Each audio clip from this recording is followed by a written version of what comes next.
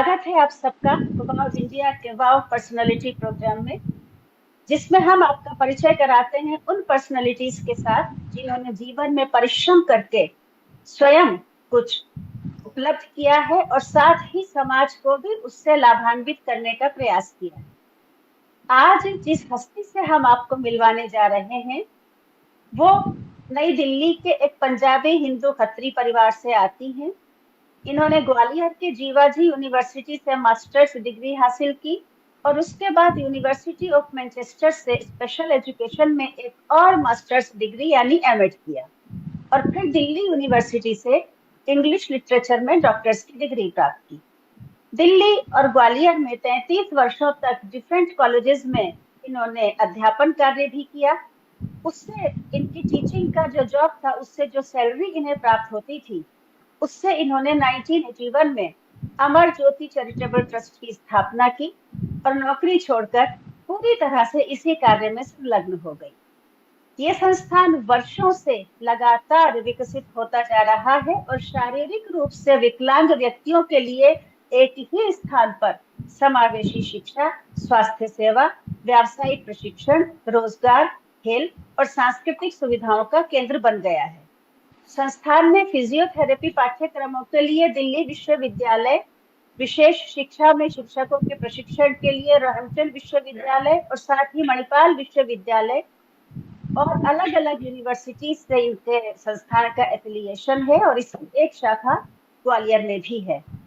अभी हाल ही में वाव इंडिया की ओर से भी आपको महारानी अहिल्याबाई होलकर लेजेंडरी अवार्ड से सम्मानित किया गया, जिससे कि वाव इंडिया भी गौरवान्वित महसूस करता है।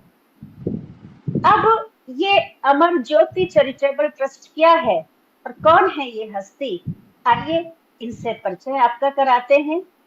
ये हैं पद्मश्री डॉक्टर उमा तुली, जो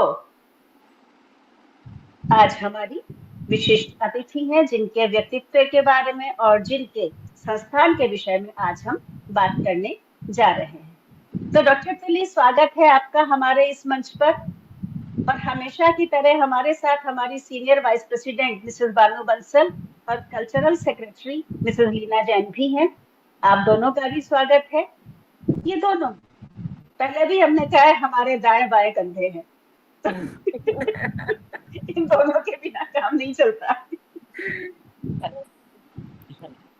तो आरंभ करते हैं आज की इस बातचीत का। तो डॉक्टर तुली, सबसे पहले हम ये जानना चाहेंगे कि आपने टीचिंग भी की, अब आप इस तरफ देख रही हैं, तो कहीं ना कहीं आपकी फैमिली बैकग्राउंड ऐसी रही होगी जहां से आपको ये इंस्पिरेशन मिली होगी, क्योंकि इंसान जो भी कुछ करता है उसके जो सीड्स हैं वो उसके बचपन से और उसके परिवार से ही उसके अंदर आते हैं या फिर आसपास में देख करके आते हैं। तो सबसे पहले हम उस बारे में जानना चाहेंगे। आपने बहुत ही अच्छा सवाल पूछा है। अमर ज्योति की स्थापना एक ऐसे व्यक्ति के साथ हुई जो मेरा भाई था। हम लोग सिर्फ 1.5 साल के अंतर में एक साथ सब कुछ करते थे, पढ़ना खेलना सब सारे काम। जी। वो इंजीनियर बना, मैं लेक्चरर बनी। 19 और 21 साल समझ लीजिए उम्र में उसका एक एक्सीडेंट हुआ। वो मोटरसाइकिल से जा रहा था, ट्रक वाले ने मारा और उसका बहुत भयंकर एक्सीडेंट ऐसा था कि उसका उसमें एक पूरा पाँव काटना पड़ा। अरे। और वो भी 3 ऑपरेशन करने के बाद हिप के पास तक कट गया उसका पाँव। और पूरे हिंदुस्तान में इन 1965 में, उस समय जब इंडो पाकिस्तान वॉर भी चल रही थी, कहीं भी उसका इलाज नहीं हो सका, प्रोस्थेसिस नहीं मिला। तो उसे since he was working with Birlas, तो उन्होंने उसको अमेरिका भेजा इलाज के लिए। और वहाँ उसका प्रोस्थेसिस लगने के बाद फोर्ड ट्रैक्टर कंपनी ने उसको अपने यहाँ बहुत अच्छी पोस्ट पर रखा, because he was brilliant as brilliant could be. और उसके पाँव लगने के बाद उसने अपनी जो हिम्मत दिखाई, indomitable spirit, he used to say every challenge is an opportunity for me. और ये सोच के बर्फ में क्रचेस में गिरता पड़ता, जब अपनी लाइफ उसने वहां बना ली, तो यहाँ से ये सारा सिनेरियो जो था बहुत कष्ट वाला था पूरे परिवार के लिए। पर मैं चूंकि सबसे ज्यादा उसके साथ रहती थी, तो मैंने ये तय किया कि जो नजरिया लोगों का दिव्यांग व्यक्तियों की तरफ है वो बहुत ही खराब है। हाय हम्म, बेचारा के अलावा कुछ बोलते नहीं है। तो हम्म, मैं ये हाय बेचारा एटीट्यूड इरेडिकेट जरूर करना चाहूंगी। तो as an educationist I knew if we have to bring a change can come through education. So I जी, thought of having inclusive education जिसका किसी ने उस टाइम में सुना भी नहीं। मैंने अपनी प्लानिंग शुरू कर दी, अपनी सैलरी लेक्चरर की पोस्ट ऑफिस में जमा करनी शुरू कर दी, और वो जी, यहाँ हम सैलरी। आपको बीच में रोकेंगे। आपने कहा कि मैंने प्लानिंग शुरू कर दी, सैलरी जमा करनी शुरू कर दी, तो आप कहाँ पर उस वक्त पढ़ाती थी? किस कॉलेज में या स्कूल में आप पढ़ाती थी? और आपका एजुकेशन का उस वक्त में सब्जेक्ट क्या रहा? मैं कमला राजा कॉलेज में ग्वालियर में इंग्लिश पढ़ाती थी, जी, और 3 साल बाद वहाँ शादी के बाद दिल्ली आ गई। दिल्ली में मैंने लेडी श्री राम कॉलेज जानकी देवी में लीव वैकेंसी में काम करके परमानेंट पोस्ट पर माता सुंदरी कॉलेज में 24 साल पढ़ाया। ओह, दिल्ली यूनिवर्सिटी से पीएचडी किया। और मुझे ये लगा कि ये पढ़ाना तो चलता रहेगा, पर अपना प्लान चलना चाहिए साथ साथ। तो अमाउंट तो बहुत ज्यादा इकट्ठा नहीं हुआ उस समय, तो लेक्चर की सैलरी बहुत कम होती थी। बहुत कम होती थी। लेकिन लेकिन जो प्लानिंग की वो ये कि होलिस्टिक अप्रोच बहुत जरूरी है। अगर आप जी, किसी को पढ़ा रहे हैं और हम्म, उसमें दिव्यांग बच्चों को साथ में ले रहे हैं, तो उनके लिए मेडिकल फैसिलिटीज होना जरूरी है। उनके लिए स्पोर्ट्स कल्चरल जो भी आप एक्टिविटी करें वो ऐसी करें जो साथ साथ हो सकें। और ये साथ साथ की बात अगर बचपन से करते हैं तो दे जी, understand each other, accept each other and get over their complexes. तो जी, इसलिए नर्सरी ऑनवर्ड्स पेड़ के नीचे 1981 में मैंने एक एक्सपेरिमेंट शुरू किया 30 बच्चों के साथ। 15 अच्छा, विद डिसेबिलिटी, 15 विदाउट डिसेबिलिटी। हम्म, और ये 30 बच्चे जो हैं वो हर साल एक एक क्लास आगे बढ़ते गए। और 3 साल के अंदर अंदर हमें अलॉट हो गई डीडीए से जमीन, करकरडूमा में 1 एकड़ जमीन मिली। जबकि हम बहुत और बड़ी चाह रहे थे क्योंकि प्लान बहुत बड़ा था। पर 1 एकड़ में ही अपने प्लान को समा दिया, जिसमें vocational training part of education, education with inclusion and medical facilities.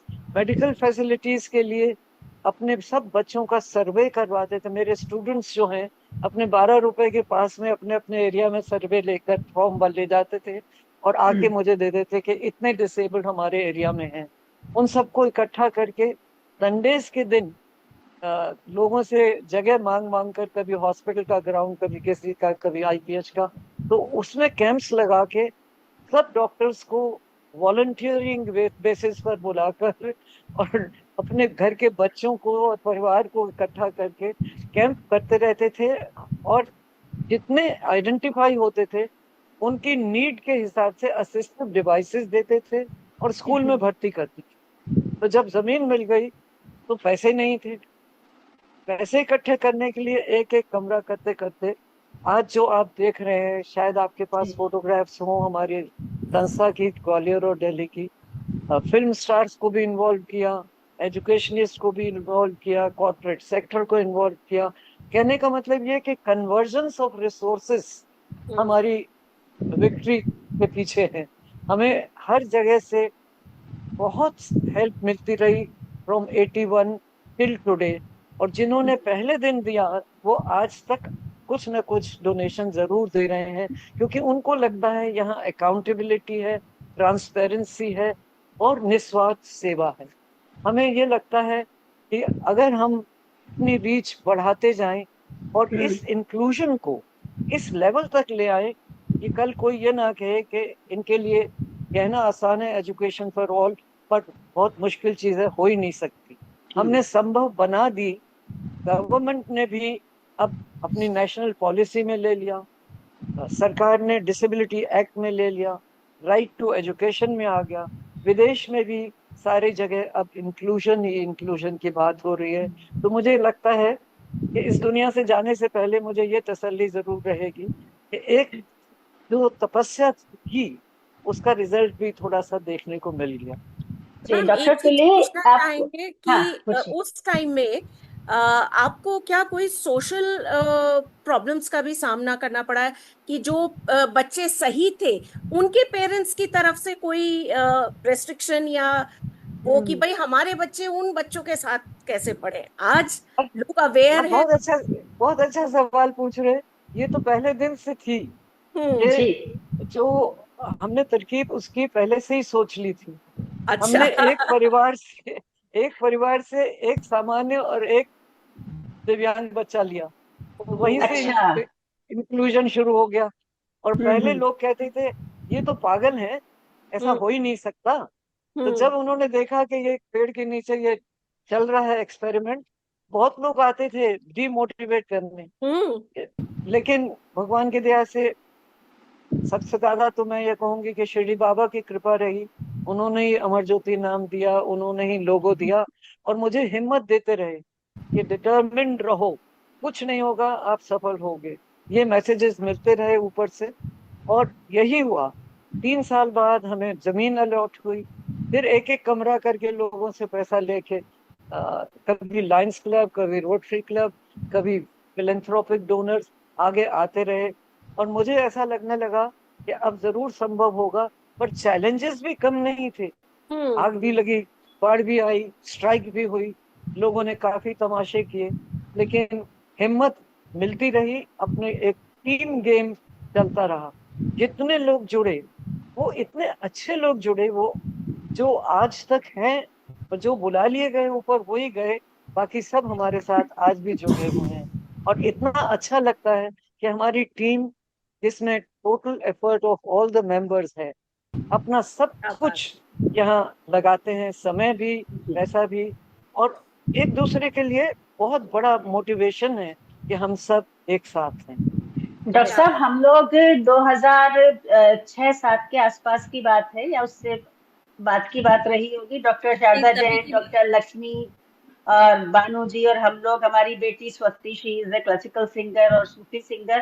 तो हम लोग आपके वहां आया करते थे। और उस वक्त वहां से आप पहले शायद आपके यहाँ कुछ कैंडल्स और ये सब चीजें भी बच्चे बनाते थे, ऐसा कुछ था, या वो कहीं और का होगा, ये हो हाँ जी, सकता है। Vocational training. हाँ हाँ। नहीं, आप बिल्कुल ठीक कह रहे हैं। जी। जी। समय के साथ और चीजें बन रही हैं, फोल्डर्स बन रहे हैं, पॉटरी में बहुत अच्छे अच्छे दिए बन रहे हैं, हम्म। कंप्यूटर में भी बहुत बच्चे लोग आगे जा रहे हैं। हमारा एक आर्टिफिशियल ज्वेलरी यूनिट है, वो बहुत हम्म। अच्छी अच्छी चीजें, ये जो आप देख रहे हैं, मैंने चेन जी। डाली हुई है या ये ब्रेसलेट पहना है, ये सब जी। बच्चों ने बनाया है। उन बच्चों ने जो मानसिक रूप से कमजोर हैं, लेकिन हम्म। उनकी कॉग्निटिव पावर बढ़ जाती है जब कंसंट्रेशन से पिरोते हैं। और जब जी। हम लोग पहन लेते हैं तो बड़े खुश होते हैं बड़े कि खुश हमारी होते बनाई हैं। हुई चीज है। तो क्या ऐसी बात। चीजें, जितनी स्किल यूनिट्स हैं, वो सब ऐसे हैं जो घर में सब लोग यूज कर सकते हैं। तो हम्म। हमारा कोई बाजार नहीं है। जी। लेकिन जो आते हैं लोग वो थोड़ा थोड़ा खरीद। होल्डर्स तो यूनिवर्सिटी से भी बहुत ऑर्डर आते हैं। हाँ वो और भी बहुत होते थे। जी। रस भी बहुत, हम लोग सब लेके आते थे वहां से डायरीज, हैंडमेड डायरीज भी आपके यहाँ बच्चे बनाते थे। बच्चे बड़े खुश होते हैं कि हमारी बनाई हाँ हुई जी। चीजें इस तरह से बड़ी डिमांड में है।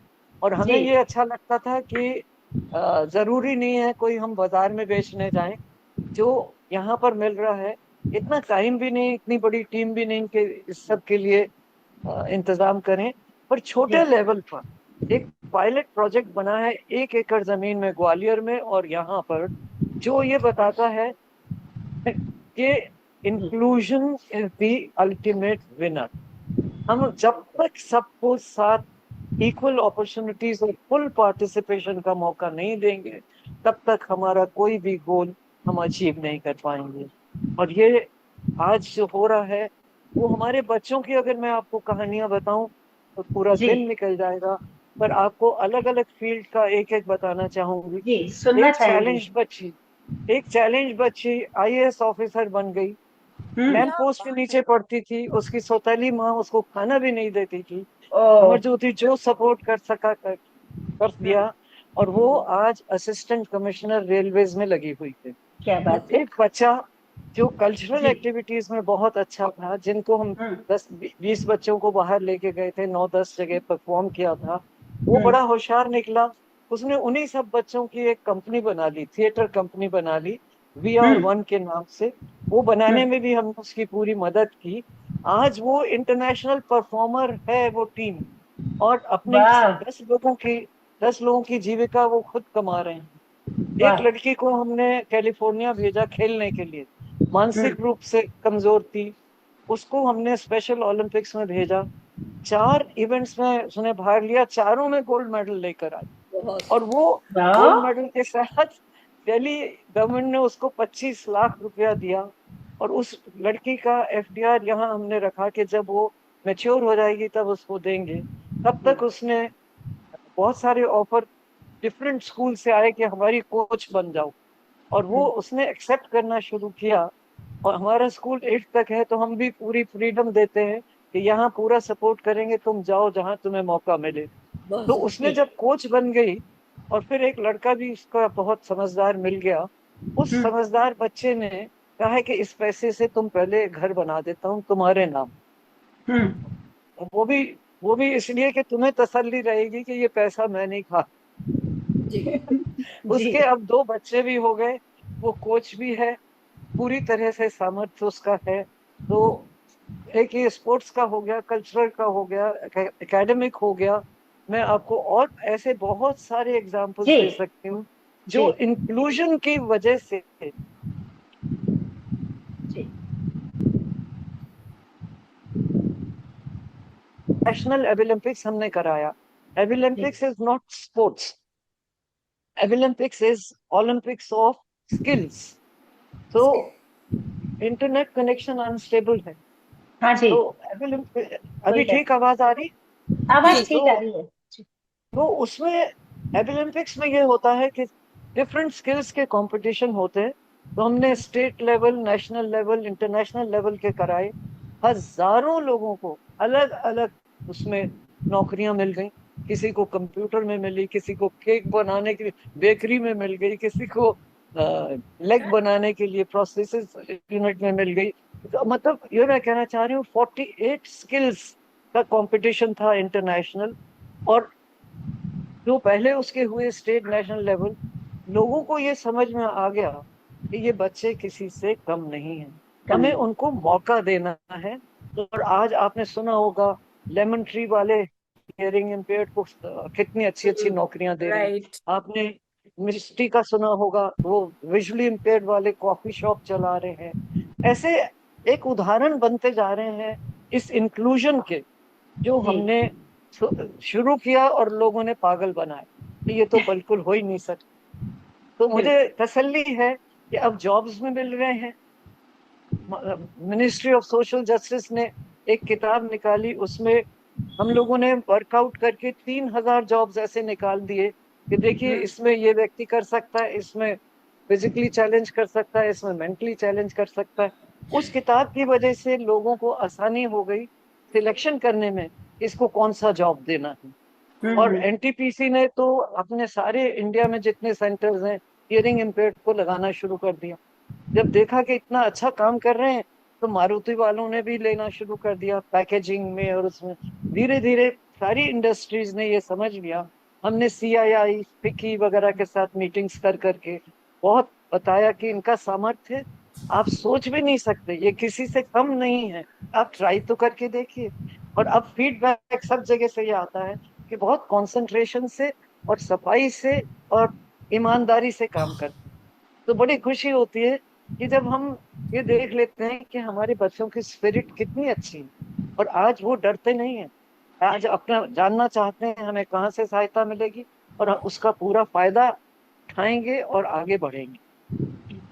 ये डॉक्टर साहब आपने एक मूवमेंट की तरह से इसको चलाया, एक आंदोलन की तरह से आपने इस चीज को आगे लेकर के आई, जिसका जिसका ये रिजल्ट है कि आज ये बच्चे इतना सब कुछ अच्छे से सब कर रहे हैं। एक बात हमें याद आ रहा है डॉक्टर तुली, क्या एक किसी रियलिटी शो में या किस में टीवी पर था व्हील चेयर्स पर बच्चों ने डांस किया था।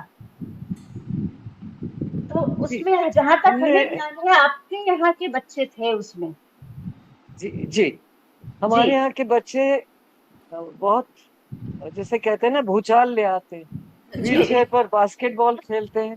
मैंने कोशिश की थी बहुत साल पहले कि इंडिया में बिलो 18 इयर्स ऑफ एज बच्चों के लिए व्हील चेयर बास्केटबॉल, तो हम्म। आज वो इंटरनेशनल लेवल पे प्लेयर्स हैं, इतना अच्छा व्हील चेयर बास्केटबॉल खेलते हैं। आज जहाँ आप बात कर रहे हैं व्हील चेयर डांस की, हमारे जितने कल्चरल इवेंट्स होते हैं यहाँ या बाहर, वो सब अ, उसमें व्हील चेयर डांस जरूर होता है, उसको इनकॉर्पोरेट करते हैं। और आपको जान के खुशी होगी कि एक बच्चा जिसने ये कंपनी बनाई, VR1, वो हम्म। इतनी ख्याति पा चुका है, लेकिन अमर ज्योति में आके हमारा कोरियोग्राफर बनकर हर इवेंट कोरियोग्राफ करता है। और व्हील चेयर हम्म। डांस या wheel chair basketball, wheel chair football, wheel chair cricket, सब कुछ इतना अच्छा चलाता है, उसका हम्म। उसका कोई जवाब नहीं। और आके कहता है, आपने मुझे जिस काबिल बनाया, मुझे भी तो कुछ वापस देना है। तो अपना समय निकाल कर आता है और काफी अमर ज्योति को अपना ही समझते हुए बच्चों के साथ जुड़ा हुआ है। ऐसे जी। और भी बहुत से बच्चे हैं जो बहुत बड़े बड़े ओहदे पर पहुंच चुके हैं, लेकिन अमर ज्योति को भूलते नहीं हैं। सबसे अच्छा अच्छी आप। बात यही है, सबसे अच्छी बात यही है कि हाँ, ये बहुत अच्छी आपका बात लगाया है, बिल्कुल। आपका लगाया हुआ पौधा आपको फल दे रहा है, ये सबसे अच्छी बात है। उनके अंदर जो आपने अच्छे बीज बोए हैं, जिसमें कि वो समाज सेवा बिल्कुल। के हिसाब से भी बहुत सुंदर बात है, ये तो बहुत बिल्कुल। सुंदर। अच्छा, हेल्थ केयर का जो आपका है, तो हेल्थ केयर में जी आप। ये भी एक जी। उसमें कमेंडेबल चीज ये है कि हमारे पास तकरीबन 20 डॉक्टर्स हैं जो वॉलंटियर्स, वो हफ्ते में एक दिन 1 घंटे के लिए आते हैं। जी। लेकिन जब पेशेंट ज्यादा हो जाते हैं तो 2 घंटे भी बैठ जाते हैं, और हर डिसिप्लिन के आते हैं। We have orthopaedic surgeons, we have paediatrician, we have neurologist, general practitioners, सब का टाइम बना हुआ है। और वो आके दिल से सेवा करते हैं। और हमारे लिए ये संभव हो जाता है कि हम सबको बहुत बड़ा पैकेट तो सर्व नहीं कर सकते, ट्रांसपोर्ट चार्जेस दे देते हैं। और वो इतनी अच्छी सेवा करते हैं कि मेडिकल सर्विसेज बहुत ही स्ट्रांग है ओपीडी पर। और जो थेरेपीज हैं, speech therapy, physiotherapy, occupational therapy, उनको हम जरूर थेरेपिस्ट को पे करते हैं, लेकिन मार्केट रेट नहीं पे कर पाते। और लोग जिनमें सेवा भाव होता है वो कम रेट पर भी आके सेवा देते हैं। सारी थेरेपीज यहाँ पर अवेलेबल है, अर्ली इंटरवेंशन अवेलेबल है, और स्पेशल एजुकेटर्स तो हैं ही। हमारे जनरल टीचर्स को भी स्पेशल एजुकेशन में ट्रेन कर दिया है। अब तो ये स्टेज आ गई है कि सरकारी स्कूल से टीचर्स, रेगुलर टीचर्स को यहाँ भेज रही है to train them in special education, because teacher तो वो है ही। अगर वो थोड़ा सा स्पेशल एजुकेशन के बारे में जान जाएंगे तो हर स्कूल में इंक्लूजन संभव हो जाएगा। अब जैसे समग्र शिक्षा वाले और HRD मिनिस्ट्री वाले, MSD, ministry of social justice and empowerment वाले, सब ये मिनिस्ट्रीज जो हैं वो इसमें जुटी हुई हैं कि हम किस तरह इंक्लूजन को एम्पावर कर सकते। और उसके लिए हर तरह के प्रयास हो रहे हैं। इवन स्पोर्ट्स में मिनिस्ट्री में भी मैंने कहा कि अगर हम नेशनल लेवल पर इंटीग्रेटेड स्पोर्ट्स कर सकते हैं, इंटीग्रेटेड कल्चरल एक्टिविटी कर सकते हैं, तो आप क्यों नहीं करवाते हैं। तो अब बिल्कुल। होपफुली ये भी अब शुरू हो जाएगा नेशनल लेवल पर कि इंटीग्रेटेड स्पोर्ट्स होने लगेंगे, सब साथ खेलें। बहुत जी। सुंदर। अच्छा, एक आपके चीज यहाँ पूछना हाँ, पूछो।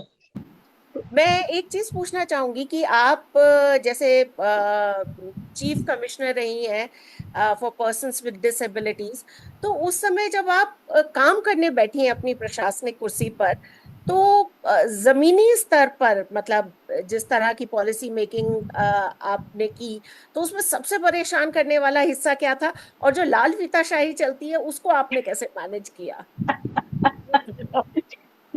Such a lovely question. My God, I will have to revisit my past. I was the first non-IAS officer in the Yes, ministry to be the right. chief commissioner. तो Absolutely. कुछ ऐसे लोग थे विद डिसेबिलिटी जो इस बात से बहुत नाराज थे कि डिसेबल्ड व्यक्ति को चीफ कमिश्नर क्यों नहीं बनाया, मिसेस सुली को क्यों बनाया, और अगर ये बनी है तो इनको हम नहीं रहने देंगे कुर्सी पर। उन्होंने हर रोज कोई ना कोई ऐसा केस ले आते थे कि जिससे मैं सोचूं कि अब तो रिजाइन कर दूं। तो मैं भी ढीठ थी, मैं भी ढीठ थी। मैं हर चीज का सॉल्यूशन मुझे बाबा बता देते थे, किसी ना किसी तरह से सिचुएशन से बाहर निकाल देते थे। वो मेरे लिए स्ट्राइक करते थे, धरने दिलवाते थे विद डिसेबिलिटी बच्चों के, कि देखिए इन लोगों में से चुनिए, क्यों इनको चुना है। तो अखबार में रोज कुछ ना कुछ क्रिटिसिज्म निकालते थे पैसे देकर। लेकिन काम जो मैं कर रही थी वो अपने आप में एक बहुत नए किस्म का काम मैंने शुरू किया था। सारे स्टेट्स, 29 स्टेट्स में मैंने ट्रैवल किया, यूनियन टेरिटरीज में ट्रैवल किया, हर स्टेट में एक एक कमिश्नर अपॉइंट किया, अपनी एक बहुत बड़ी टीम बनाई। उस टीम को बनाने से कहना चाहिए कि quarterly, 6 monthly and once nationally meetings करके फीडबैक लेना कि ये मैंने आपको काम दिया, आपके स्टेट में हुआ कि नहीं। और उन 3-4 इश्यूज को लिया, एम्पावरमेंट थ्रू सबको नौकरी मिल जाए किसी तरह से, education inclusive and all public functions inclusive. मेरे बच्चों ने 1995 में रिपब्लिक डे परेड में भाग लिया और सब लोगों ने 7 महीने तक मुझे खूब गलत गलत बोला कि ये हो कैसे सकता है, बच्चे सड़क पे चलते हैं, आपके तो उसको टाइम नहीं कर पाएंगे। तो मैंने कहा क्यों, आप झांकियां नहीं लगाते, एक ट्रेलर मुझे दे दीजिए, मैं अपने बच्चों को ट्रेलर पर ले जाऊं। डिफेंस मिनिस्ट्री से लड़ाई करके एक ट्रेलर लिया, ट्रेलर लेके 25 बार डेमोन्स्ट्रेशन दिए व्हील चेयर डांस के ऑन मूविंग ट्रेलर, अलग अलग जगह में दिल्ली में जाके। तब उन्होंने 26 जनवरी को मेरे ट्रेलर को एक्सेप्ट कर लिया। एक्सेप्ट कर लिया तो पैसे नहीं थे सजाने के लिए, तो मैंने अपनी सारी टीम को, कारपेंटर को, इसको उसको, सब सस्ते से सस्ते में लोगों से पैसा लेकर सजा दिया। और जब सजा दिया और पहली बार जब वो निकले 23 तारीख को ड्रेस रिहर्सल में, तो सारे ऑफिसर्स एक साथ खड़े होकर सैल्यूट कर रहे कि हमने तो सोचा ही नहीं था कि आपका ट्रेलर तैयार होगा।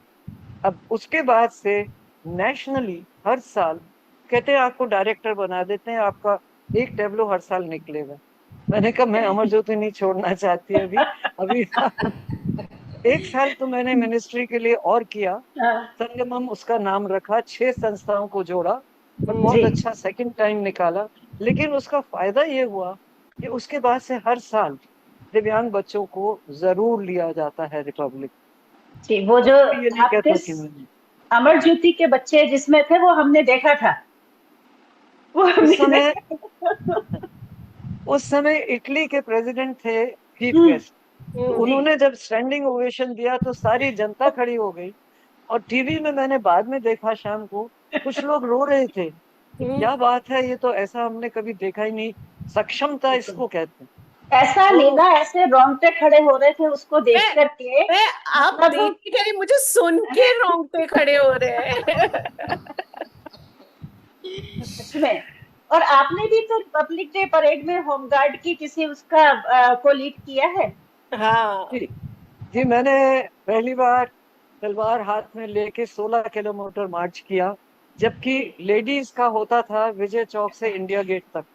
तो मुझे जब उन्होंने ग्रुप को लीड करने के लिए कहा तो मैंने कहा ये नहीं हो सकता कि मैं बीच में रुकूंगी, मैं पूरा चलूंगी। 1 महीने रिहर्सल किया 16 किलोमीटर रोज चलने का, और with the sword in one hand it's not easy to keep the step also.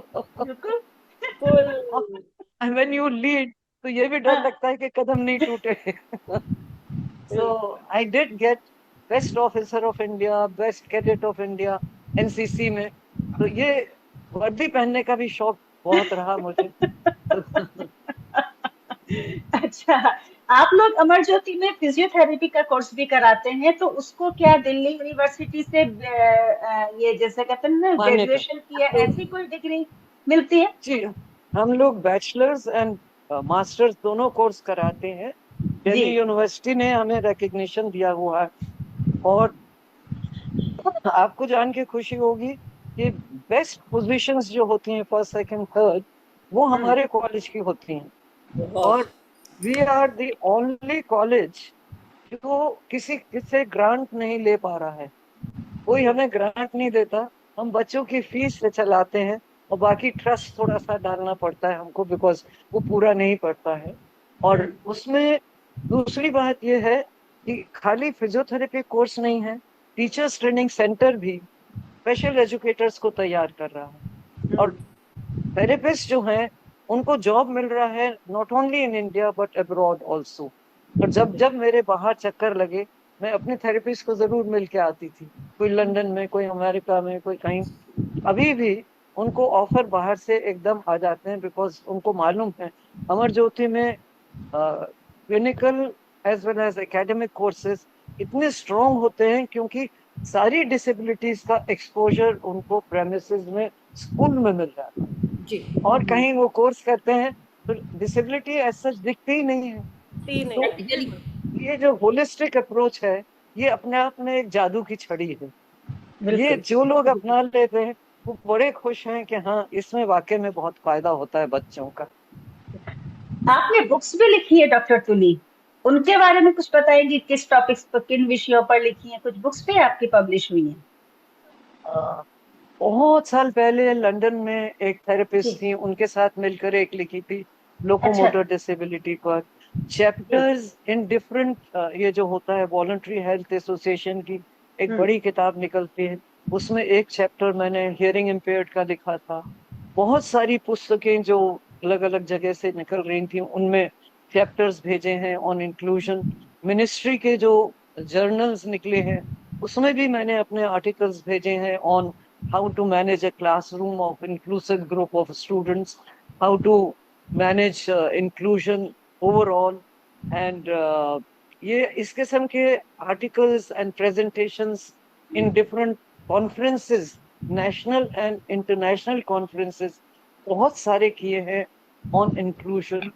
And उसका इंटरनेशनल कॉन्फ्रेंसेस यहाँ 3 बार कर चुकी हूँ दिल्ली में, और उसका भी नतीजा ये मिला कि हर एक व्यक्ति जो पार्टिसिपेंट था वो यही कहता था कि पूरे वर्ल्ड में हमने ऐसा इंक्लूजन नहीं देखा जो अमर ज्योति में है।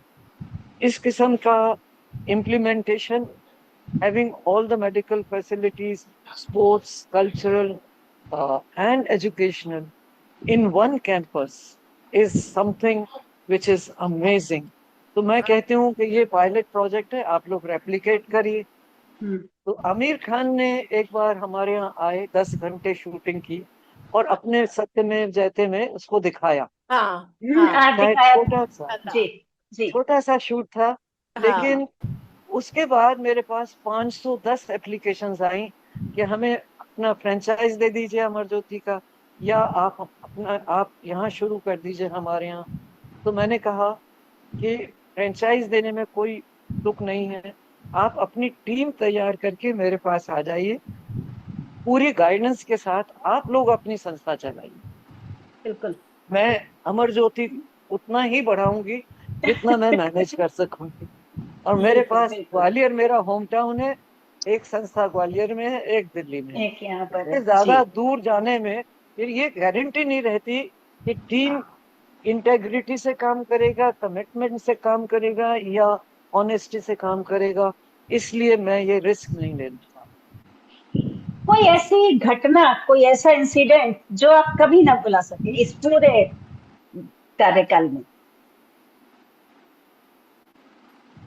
बहुत सारी हुई होंगी, कोई ऐसी जो कराने वाला ऊपर वाला है, मैं नहीं हूँ। आपको 4th सिविलियन अवार्ड पर कोई ऐसा स्पेशल रहा हो, कोई ऐसा स्पेशल रहा हो जो आज तक भी याद है कि हाँ ये ऐसा हुआ था और ऐसा हो गया था? ये तो शुरुआत ही मैंने की थी, तो कहाँ ऐसा हुआ था ये तो मैं जान ही नहीं सकती। इसकी तो इसीलिए लोग मुझे मदर ऑफ इंक्लूजन बुलाते हैं, बिकॉज किसी ने शुरू ही नहीं किया, सोचा ही नहीं। तो मैं ये तो नहीं बता सकती कौन सा देखा, पर हाँ अब जो इम्प्लीमेंट कर रहे हैं लोग, उसमें अब बहुत सारे लोग हैं जिनका मैं नाम ले सकती हूँ। और मुझे खुशी होती है कि हमने एक साथ काम करके ये हासिल कर दिया। अब बॉम्बे में भी एक ग्रुप है, बेंगलोर में भी एक ग्रुप है, एक फिरोज है जो अमेरिका में है, और इंक्लूजन ग्रुप के चीफ है, और हर साल इंक्लूजन पर एक बेंगलोर में करते हैं कॉन्फ्रेंस। तो उन्होंने भी इंक्लूजन को बहुत दूर तक ले जाने के लिए कई किताबें लिख डाली हैं। उनका बेटा विद ऑटिज्म है, शायद इस वजह से बहुत उन्होंने इसमें इंटरेस्ट लिया है और बहुत अच्छा काम कर रहे हैं। ऐसे बहुत सारे लोग हैं मेरे जहन में जो इस पर अब जुट चुके हैं और दिल लगाकर कर रहे हैं, और ये जान गए हैं कि इसको हमने आगे प्रमोट करना है। और सबसे बड़ी बात यह है कि सरकार भी साथ में, सरकार अब खुद, मतलब सरकार में दो मिनिस्ट्रीज तो मैं जरूर बोलना चाहूंगी, ministry of social justice and ministry of human resource, sports के पीछे लगी हुई हूँ। तो उनके मुझे लगता है कि उन लोगों के, जैसे कहते हैं ना, अ, सबसे बड़ा जो प्रॉब्लम है वो एटीट्यूड का है। लोगों का एटीट्यूड बदलना सबसे ज्यादा मुश्किल होता है, और उसमें टाइम तो लगा और लग भी रहा है, पर एटीट्यूड बदलता नजर आ रहा है। और अब लोगों को समझ आ रहा है कि ये जो हो रहा है ये आगे होना चाहिए। I think that is the plus point of the whole venture. Ma'am, आप बहुत ही संवेदनशील महिला हैं, और शायद वही कारण है कि जो कुछ आपने किया वो आपकी जो अपनी पर्सनालिटी है, जो आपका कंपैशन है towards society and people, that made you do what you did. लेकिन उसके साथ साथ आप लिटरेचर से भी जुड़ी हुई हैं, तो how did literature shape you as a person? ये आप सवाल बहुत अच्छे अच्छे पूछ रहे हैं। Thank you ma'am. सच्ची सच्ची बात तो ये है कि मैं डॉक्टर बनना चाहती थी। मेरे पापा ने कहा नहीं, डॉक्टर्स बहुत बिजी हो जाते हैं, घर ठीक नहीं चलता, तुमको डॉक्टर नहीं बनने देंगे। तो मैंने कहा अच्छा मुझे आईएएस ऑफिसर बनना है, क्योंकि नंबर अच्छे आते थे, खेलते कूदते थे, सब चीजों में भाग लेते थे, फिर भी नंबर आ जाते थे। तो उसमें यूनिवर्सिटी पोजीशंस आती रही। तो मैंने कहा नहीं, आईएएस करने दीजिए। कहने लगे नहीं, आईएएस करने की भी जरूरत नहीं है, तुम एमए करो और टीचिंग करो, तुम्हारे जो विचार हैं वो बच्चों तक जाने चाहिए और उससे देश का भला होगा। ये मेरे पापा मम्मी जब कहते थे, तो मैं कहती मैंने क्या देश का भला करना है, मैं तो कूदती रहती हूँ इधर से उधर, मैं क्या देश का भला करूँ। तो वो कहने, क्योंकि मुझे स्पोर्ट्स में भी बहुत इंटरेस्ट था। I was javelin through India number 3, क्या? and I participated in Indian team in volleyball, and national level पर बैडमिंटन और एथलेटिक्स सब में गोल्ड मेडल लाई। तो मुझे लगता था कि sports should be my career. अच्छा आप ये नहीं बनने देते तो चलिए मैं स्पोर्ट्स में जाता। उन्होंने कहा नहीं, you should be a teacher, because ये जो आपकी मल्टीपल पर्सनालिटी है इससे बच्चों का फायदा होगा। तो उनकी बात मान के मैं टीचर तो बन गई, और टीचर बन के जब मैंने पढ़ाना शुरू किया तो मुझे पोइट्री में और इंग्लिश पढ़ाने में इतना इंटरेस्ट आ गया कि मैं खुद पोएम्स लिखने लगी, हिंदी में भी और इंग्लिश में भी। क्या बात है! डॉक्टर तुली, एक आप कुछ सुना दीजिए। क्या बात है, क्या बात है! हिंदी की भी और इंग्लिश की भी, दोनों की एक एक। बिल्कुल। इतने सालों पहले लिखी हुई मेरे को इतनी याद तो नहीं है, और यहाँ अगर मेरी किताब मिल जाए तो उसमें से पढ़ के बता सकती हूँ। रजिता आप देखो तो गणेश को पता है।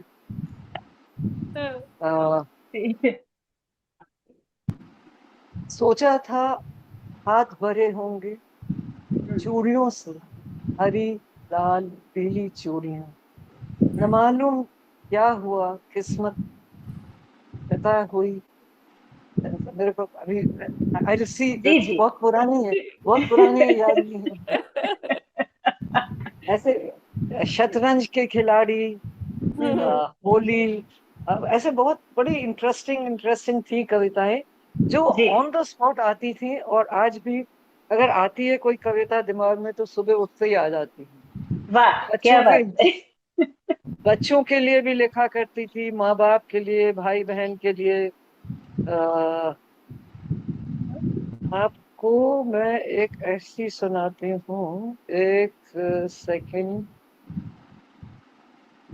जब डिसेबिलिटी फील्ड में आई थी जी तो बड़ा लोगों का एटीट्यूड देख के मन खट्टा होता था, तो बिल्कुल। मैंने लिखा था मेरा क्रंदन। मेरा यह भी क्रंदन, अच्छा। यह भी कैसा क्रंदन है, घुटन तो बहुत है पर आंसू नहीं, हम्म। बात लबों तक आती है पर कहीं नहीं जाती, दुख की घड़ी सही नहीं जाती, खुशियां तो बहुत हैं पर गम भी कम नहीं, यह भी कैसा क्रंदन है, इंसान तो बहुत हैं पर इंसानियत नहीं, बैसाखी हम्म। पकड़ा दो उन सजीव प्राणियों को जिनके पांव तो हैं पर कदम नहीं, यह भी वाह। कैसा क्रंदन है, भोग विलास में डूबों को पंगों के लिए दर्द नहीं, हजारों में खेलते हैं जो दान देना उनका धर्म नहीं, अय्याशी हो या विलासिता उनके लिए कुकर्म नहीं, यह भी कैसा क्रंदन है, कैसे सुनेंगे हमारी आवाज, प्रेम सेवा उनका धर्म नहीं, हियरिंग एड लगा दो उन्हें जिनके कान तो हैं पर सुनवाई नहीं, किरण तो है पर रोशनी नहीं, यह भी कैसा क्रंदन है, अमर तो वही हुए हैं जो निस्वार्थ भाव से जिए हैं, कैसी होगी वह सेज जिसमें फूल तो हैं पर खुशबू नहीं, सुख तो बहुतों को है पर चैन नहीं, यह भी कैसा क्रंदन है, जोत जलेगी उनकी जो प्रेम से जिए हैं, सत्य तो यह है कि यहाँ वैर भाव भी कम नहीं, कितनी अजीब है यह दास्तां, शहीद हुए हैं बन चंद ही, जनसंख्या की कमी नहीं, ये भी कैसा क्रंदन है, कौन सुनेगा मेरा क्रंदन, इसमें भाव तो है पर कविता नहीं, घुटन तो बहुत है पर आंसू नहीं, यह भी वाह। कैसा बहुत क्रंदन बहुत घुटन तो खूब, बहुत है बहुत पर आंसू नहीं, क्या बात है, क्या बात है डॉक्टर चलिए, आप तो गजब लिखती हैं। जी। मैं वो छोटी सी देखना चाह रही हूँ जो याद ही नहीं आ रही अब। बोली इसमें मेरे मेरे फादर की जब डेथ हुई थी जी। तो मेरी माँ ने धीरे से अपने माथे की बिंदी हटाई थी, तो मेरी माँ के माथे की बिंदी पर मैंने एक कविता लिखी थी, वाह। पिछले 58 बरस से मेरी माँ ने एक ही श्रृंगार किया, बड़ी सिंपल थी, हम्म। एक ही श्रृंगार किया, छोटी सी लाल बिंदी माथे पर लगाई, कल पिताश्री की अंतिम यात्रा में अचानक ही माँ की बिंदी माथे से हटाई, जब लोग फूलों से कर रहे थे विदाई, मेरी माँ ने धीरे से बिंदी उतार कर अपने हाथ पर लगाई, रखकर सूना माथा आंसुओं की झड़ी लगाई, क्यों किया जाता है ये सब बात समझ ना आई, क्या बिंदी पुरानी लड़कियां नहीं लगाती, पुरानी रीत मिटाई क्यों नहीं जाती, मन करता है लगा दूं बिंदी अपने माँ के माथे पर, उनके सब श्रृंगार इसी से पूरे होंगे, सभी बच्चे इसी में खुश होंगे, मेरे पिताश्री की आंखें देख रही होंगी उन्हें उसी रूप में, उनके आध्यात्मिक उपस्थिति के लिए आओ लगा दें बिंदी माँ के माथे पर, चरण स्पर्श कर ले ऐसी सेवा व त्याग की देवी का, जिसने बहुतों के माथे पर रौनक लाई है, निस्वार्थ भाव से सबकी हिम्मत बढ़ाइए, आओ लगा दें बिंदी। बहुत सुंदर। नहीं बिल्कुल सही बात है डॉक्टर तुली, इन इस तरह के जो रिवाज है उनको तो कहीं ना कहीं तोड़ना पड़ेगा, तोड़ने की आवश्यकता है। देखिए वो मैं लड़ाका हूँ, लड़ाका। नहीं नहीं, वो तोड़ना बहुत जरूरी है डॉक्टर तुली। हस्बैंड चला गया लेकिन उसको तो बच्चे पालने हैं आगे, अगर वो इसी तरह से बन करके बैठ गई तो कैसे होगा, ये तो तोड़ने की जरूरत है। जी ये तो बिल्कुल ऐसे अपने आप ही आ जाता है सुबह सुबह, जी जिस जी। जिस चीज से थोड़ी सी भी परेशानी होती है वो आ, हो जाता है सब।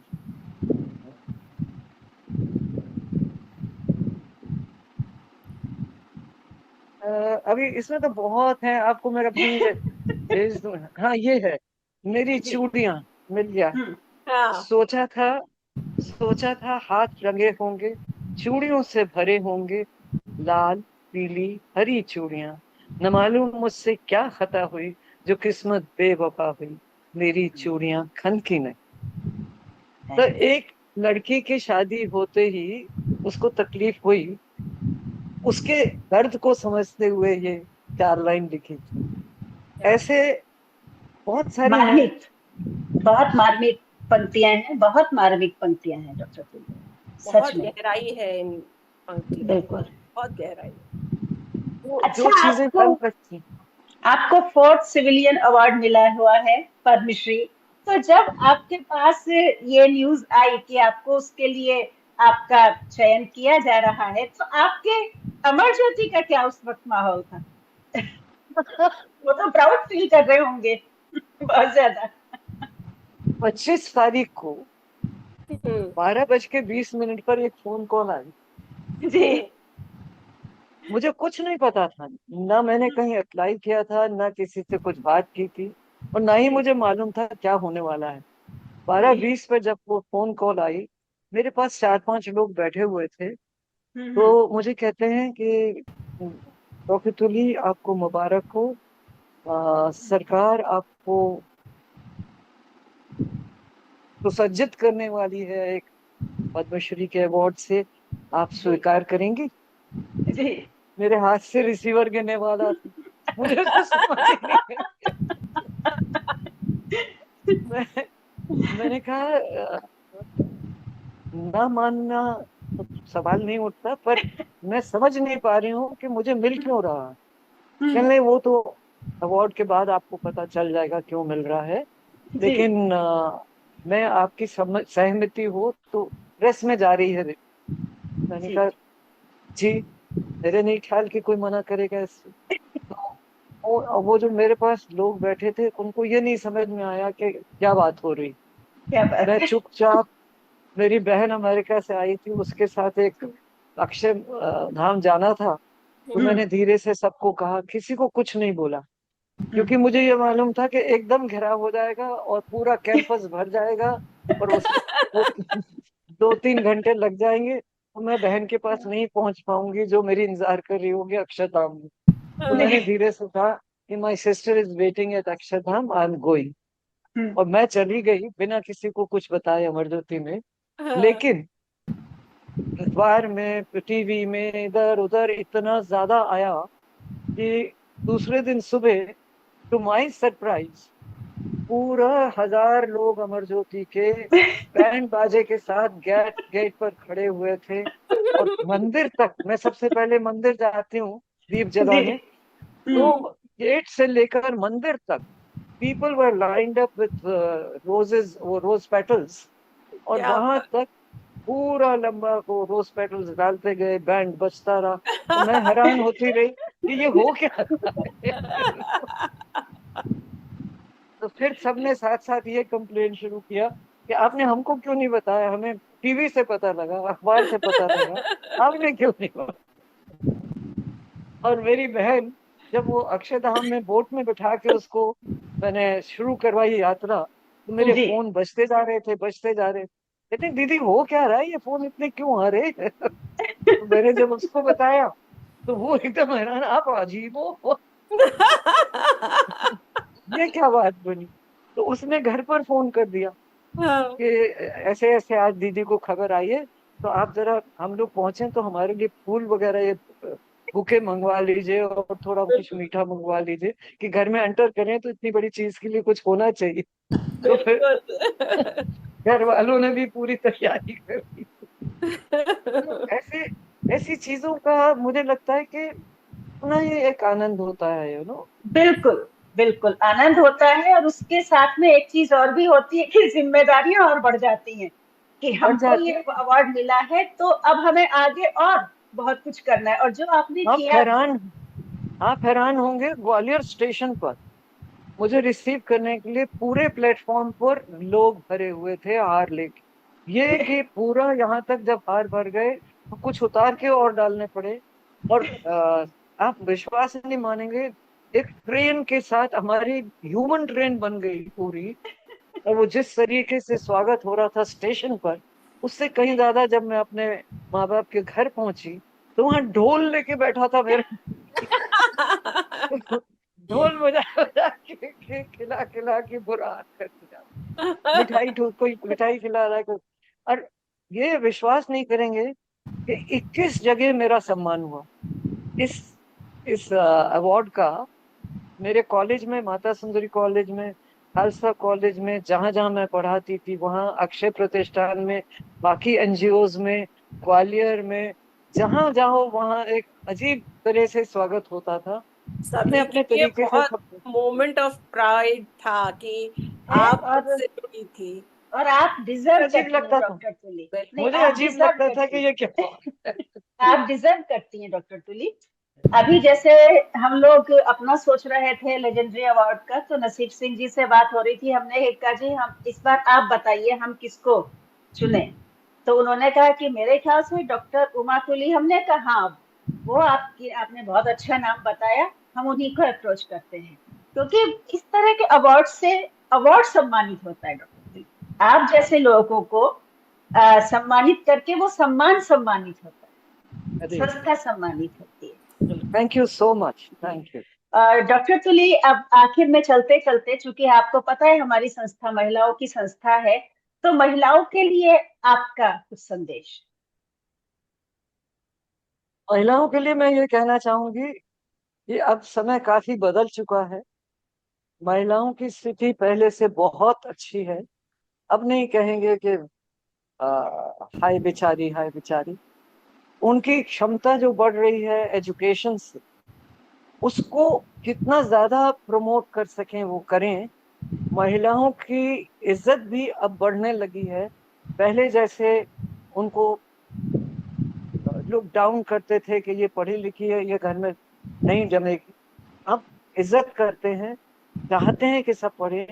और यहाँ तक कि जो अनपढ़ आ जाती है उसको पढ़ाने के लिए तैयार हो जाते हैं। तो बिल्कुल। ऐसे टाइम में जब सब जगह चुनौती होते हुए अवसर मिल रहे हैं, तो हमें हर महिला को एक इनडोमिटेबल स्पिरिट अपने अंदर ले आनी चाहिए कि हम लड़ेंगे, अपने अधिकार के लिए लड़ेंगे, और पूरा ये साबित करेंगे कि बच्चों को भी इस तरह से बड़ा करें जिससे कि नारी और पुरुष में जो पहले असमानता दिखाई जाती थी वो ना दिखाई जाए। हम तो अपने बच्चों को भी कहते थे जो टाइम बिटिया का घर आने का है वही टाइम बेटे का घर आने का है। जो काम बच्ची कर रही है वो बच्चा भी करे। तो वो जो शुरू से संस्कार डाला जाता है लड़कों में कि इज्जत करो लड़कियों की, और उनका मान सम्मान सब सीखो, कैसे मनाना है, किस तरह से रक्षा करनी। तो वो अपने आप वो कल्चर जब डेवलप हो जाता है तो समाज में स्थिति महिला की एकदम बदलने लगती है। और अब बदल रही है और आगे बदलनी है। अभी काफी नहीं है, अभी अभी भी तो कहीं ना कहीं जो रिमोट हाँ एरियाज जी। हैं उसमें अभी भी पिछड़े हुए हैं। तो इस मैसेज को अगर गांव में ज्यादा भेजा जाए कि गांव के लोग जो हैं वो महिलाओं को बहुत जल्दी शादी नहीं करें, पढ़ाएं बच्चियों को, और मान इज्जत से घर में अगर रखेंगे तो बाहर भी हर व्यक्ति उनकी इज्जत करेगा, उनको स्वावलंबी बनने का अवसर देगा, उन्हें हर जगह काम करने के लिए तैयार रहेगा। बानू जी, आप। मैं तो कहूँगी डॉक्टर तुली, आपसे मिलके ऐसा लग रहा है जैसे हम अपने बचपन से आज तक की यात्रा बहुत आराम आराम से करते हुए आ रहे हैं। जैसे आपने बताया कि मैंने इस तरह पढ़ाई की, ऐसे की, ऐसे की, और आपको हर जगह जैसे हर जगह आपको एक रास्ता मिलता चला गया और आप ऊपर चढ़ते रहे। आप सबसे अच्छी बात ये रही कि आपकी पॉजिटिविटी ये बताती है कि जो थोड़ी बहुत भी कठिनाइयाँ थी या ज़्यादा भी थी, आपने उन सबको एक तरफ रख के अपने आप को ये दिखाया कि मैं कितनी पॉजिटिव हूँ। और यही जो मैसेज होता है ये हम जब आगे देते हैं तो हमारा खुद का सीना बड़ा होता है कि हम वाकई में हम ऐसे लोगों के साथ हैं जिनके साथ पॉजिटिविटी पूरी होती है। बिल्कुल। और तो एक चीज शेयर जी। करना चाहूंगी जी मेरे पापा ने अगर मुझे डॉक्टर या आईएएस का अफसर नहीं दिया तो अमर ज्योति ने मुझे एडमिनिस्ट्रेटर भी बना दिया और मुझे डॉक्टर भी बना दिया। इनके करने से डॉक्टर बन गए और यहाँ सारा मेडिकल भी देखते हैं और एडमिनिस्ट्रेशन भी करते हैं। तो आईएएस वाले क्या करते हैं? एडमिनिस्ट्रेशन करते हैं। तो वो 2 in 1 अपने आप ही जी मेरी इच्छाएं तो ऐसी ही पूरी हो गई। जी चाहे ऐसे ही पूरी हो गई। और इसके साथ ही हम अपने सभी महिलाओं से विशेष रूप से ये कहना चाहेंगे कि अपने आप को सबसे पहले तो कम करके मत आंकिए। और ऐसा तभी संभव होगा जब आप जो आपके अंदर एक काबिलियत है उसको पहचानेंगी, उसको समझेंगी। ये भी नहीं कि आपके अंदर थोड़ी सी काबिलियत है और आप अपने आप को बहुत ज्यादा समझने लगे, नहीं। जितनी सामर्थ्य और जितनी काबिलियत आपके अंदर है उसको पहचानिए और उसको पहचान के पहले तो उसको एनहेंस करने की कोशिश कीजिए। जब वो एनहेंस हो जाए उसके बाद आप बाहर निकल के लोगों को बताइए, औरों को भी, अपने साथ और दूसरी महिलाओं को भी आप आगे लाने की कोशिश कीजिए।